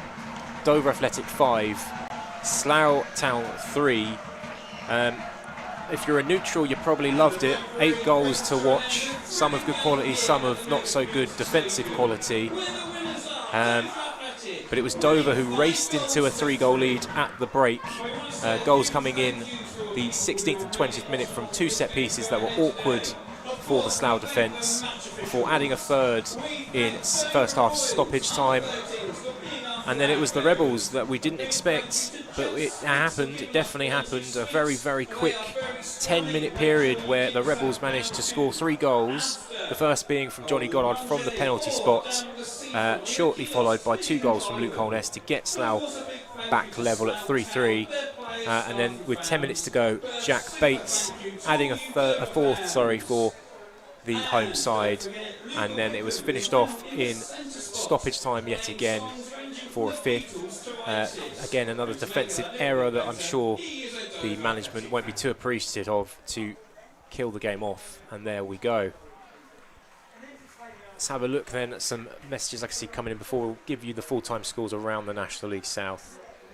Callum there says thank you for the commentary, Colin. No problems, Callum. Stoned Angel says thanks for the commentary, guys. If I'm trying to stay positive, I'd prefer our shortcomings to be identified now so that we have time to put it right. Of course, says Twyford Rebel, of course. I need to stop saying don't I? Sorry about that. First game of the season, of course. There is some appreciation being shown by the Slough players to the Slough travelling pack behind the goal still. I'm sure they'll be very happy to have seen the effort put in to get the game back level. But perhaps not the last sort of 15-20 minutes where it seemed to just run away from Slough again. Let's give you those full-time scores then in the National League South. AFC Tottenham 1, Billericay Town 0. 10-man Braintree did manage to beat Cheshire United 3-2. Chelmsford City, Truro City was 0-0. Farnborough 0, Hemel Hempstead 2, so that was the scoreline at half-time. That's finished 2-0. Horsham Salisbury 0-0, Maidenhead Dorking 0-0, a lot of 0-0s there. Tonbridge Angels 1 with 10 men, losing to Torquay United 2-1. Walton Hersham 0, Maidstone United 3, and Weston Supermare 3. Hampton and Richmond 0. We don't have to check a league table just yet, which is a good sign for us.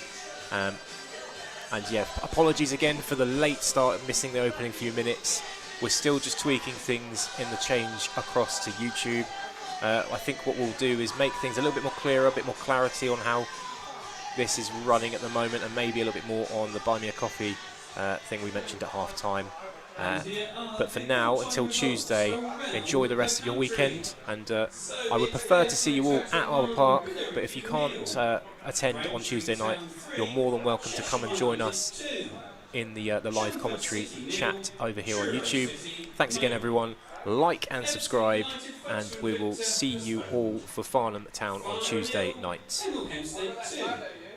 Horsham 0, Salisbury FC 0. Maidenhead United 0, Dorking Wanderers 0. Tonbridge Angels 1, Torquay United